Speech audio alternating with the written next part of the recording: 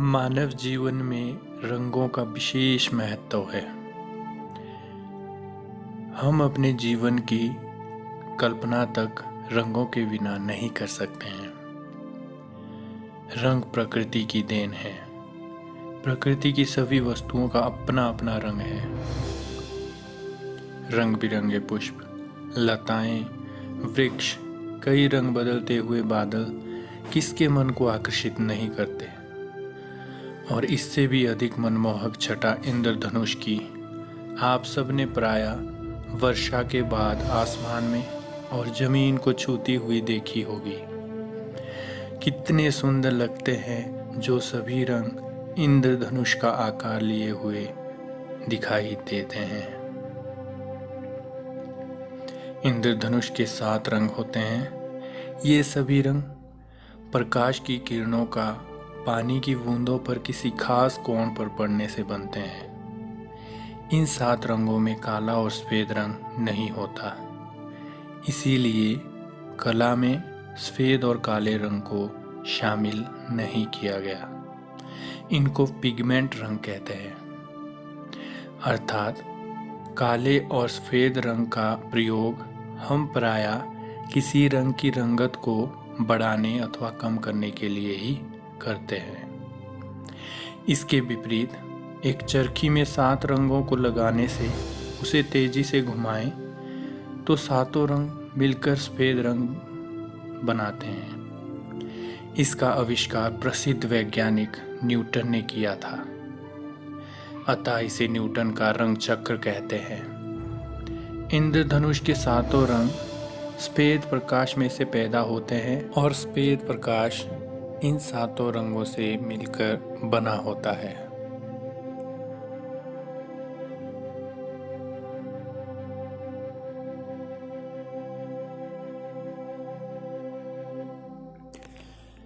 रंगों के बारे में विस्तार से जानने के लिए हमें कलर व्हील यानी रंग चक्र के बारे में जानना आवश्यक है।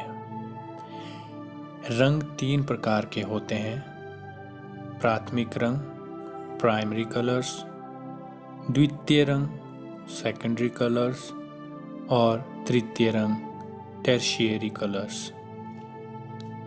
प्राथमिक रंग 3 रंग होते हैं: लाल, नीला और पीला। इनके नाम से ही स्पष्ट है कि ये बुनियादी रंग हैं। इन्हीं को मिलाकर दूसरे और तीसरे रंग बनते हैं। रेड, ब्लू और येलो, ये 3 रंग अपने में पूर्ण होते हैं। इन्हें हम अन्य रंगों के मिलाने से नहीं बना सकते हैं, इसलिए इन्हें प्राथमिक रंग कहा गया है।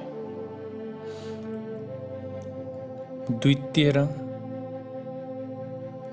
रंग वे रंग होते हैं जो किन्हीं 2 प्राथमिक रंगों को मिलाने से बनते हैं, जैसे जामुनी, हरा तथा संतरी।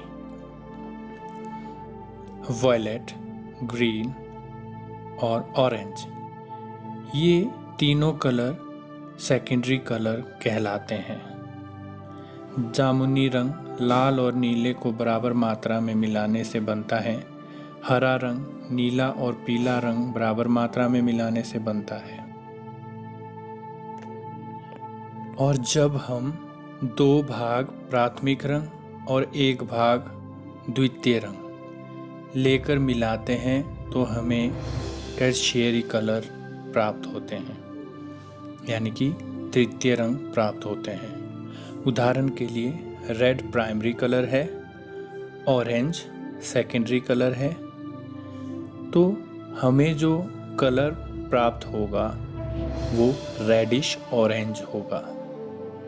जैसा नाम से ही क्लियर है कि रेडिश ऑरेंज। इसमें प्राथमिक रंग को पहले बोला जाएगा और द्वितीय रंग को बाद में, तो रेडिश ऑरेंज। इसी तरीके से 3 प्राथमिक 3 द्वितीय रंगों को मिलाने से हमें टर्शियरी कलर प्राप्त होते हैं, जिनकी संख्या 6 होती हैं। इसी तरीके से हमें अन्य कलर भी मिल जाते हैं और उनकी रंगत को बढ़ाने के लिए यदि हमें रेड को बहुत गहरा रेड करना है तो उसमें हम ब्लैक कलर मिला देंगे, और यदि हमें रेड को लाइट करना है तो उसमें हम वाइट कलर मिला देंगे।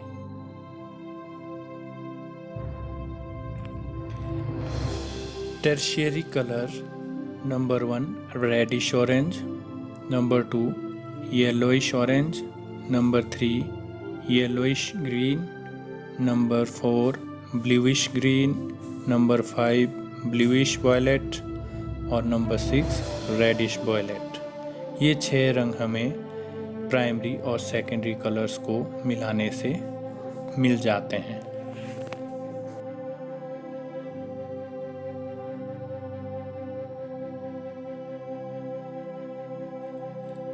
वार्म एंड कूल कलर्स, उष्ण और शीतल रंग। कागज़ पर अलग अलग लाल, नीला और पीला रंग लगाकर कुछ दूरी से तीनों रंगों पर बारीकी से दृष्टि डालो और यह अनुभव करो कि तीनों में से कौन सा रंग सबसे अधिक या आँखों को लग रहा है।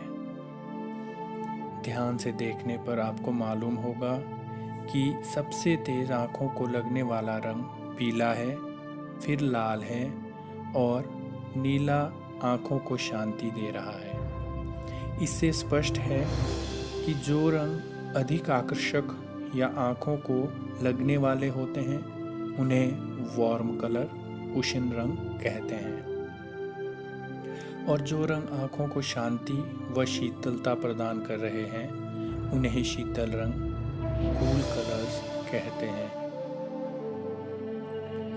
रंग चक्र को ध्यान से देखने पर येलो से येलोइश ग्रीन तक 6 रंग उष्ण रंग यानी कि वार्म कलर्स कहलाते हैं, और ब्लू की तरफ से रेडिश वॉयलेट तक सभी 6 रंग शीतल रंग कहलाते हैं।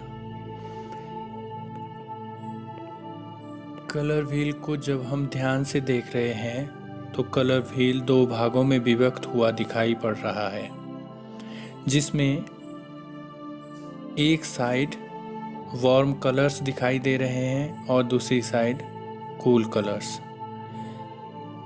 येलो से येलोइश ग्रीन तक सभी रंग उष्ण रंग कहलाते हैं यानी वार्म कलर्स कहलाते हैं, और ब्लू से रेडिश वॉयलेट तक 6 रंग शीतल रंग कहलाते हैं यानी कूल कलर्स।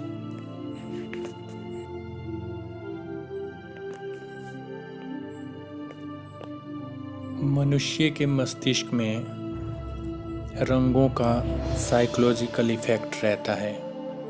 इसके लिए एक उदाहरण देना युक्ति संगत होगा। एक बार एक व्यक्ति को एक ऐसे कमरे में ठहराया गया जिसकी चारों दीवारें पीले रंग की थी। उसे उस कमरे में बहुत गर्मी महसूस हुई। कुछ समय बाद उसी कमरे की दीवारों पर पीले के स्थान पर नीला रंग करवा दिया गया और उसी कमरे में वही व्यक्ति ठहराया गया तो उसको बहुत ठंड प्रतीत हुई। तो यह केवल रंगों का मनोवैज्ञानिक प्रभाव ही था, बाकी तो वही स्थान, वही समय, वही जलवायु सब कुछ समान होते हुए भी इतना विपरीत प्रभाव पड़ता है। यही सिद्धांत रंगों का प्रत्येक स्थान की सजावट पर प्रयोग किया जाता है। यदि आप अपने सोने के कमरे में पीले, लाल पर्दे लगा देंगे तो आपके मन, दिमाग और आँखों की शीतलता पर प्रभाव पड़ेगा और आप आराम नहीं कर पाओगे। अतः शयन कक्ष में प्रायः शीतल रंग के पर्दे उचित रहेंगे और उष्ण रंग के पर्दे ड्राइंग रूम में ही लगाए जा सकते हैं। यदि आप किसी कलाकृति का निर्माण कर रहे हैं तो उस कलाकृति को सफल बनाने के लिए बेहतर कलर स्कीम बनाना अति आवश्यक है। रंग चक्र को ध्यान से देखने पर मालूम होता है कि आमने सामने के रंग, विरोधी रंग या पूरक रंग कहलाएंगे, कंट्रास्ट कलर्स। और आसपास के रंग रंग संगति कहलाएंगे। रंग योजना में कम से कम 3-4 रंग होने चाहिए जिसमें सारे संगति रंग हो और एक रंग विरोधी हो। यदि रंग योजना शीतल रंगों की हो तो विरोधी रंग उष्ण होना आवश्यक है। अर्थात यदि आपकी कलाकृति की बैकग्राउंड डार्क कलर की है तो उसका पूरक रंग आप लाइट कलर यूज़ करेंगे, और यदि बैकग्राउंड लाइट कलर की हो तो आपको मेन फॉर्म डार्क कलर में दिखानी होगी। प्राइमरी कलर्स में भी यदि हम किन्हीं 2 रंगों को मिलाते हैं तो हमें एक सेकेंडरी कलर मिलता है, परंतु तीसरा शेष बचा प्राथमिक रंग प्राप्त रंग का विरोधी रंग होगा, जैसा कि इस कलर व्हील में दर्शाया गया है। विरोधी से अभिप्राय है जो रंगों की रंगत को समाप्त कर दें। यदि हम प्राथमिक तीनों रंगों को मिला दें, रेड, येलो और ब्लू को मिला दें, तो इन तीनों रंगों की रंगत समाप्त हो जाएगी।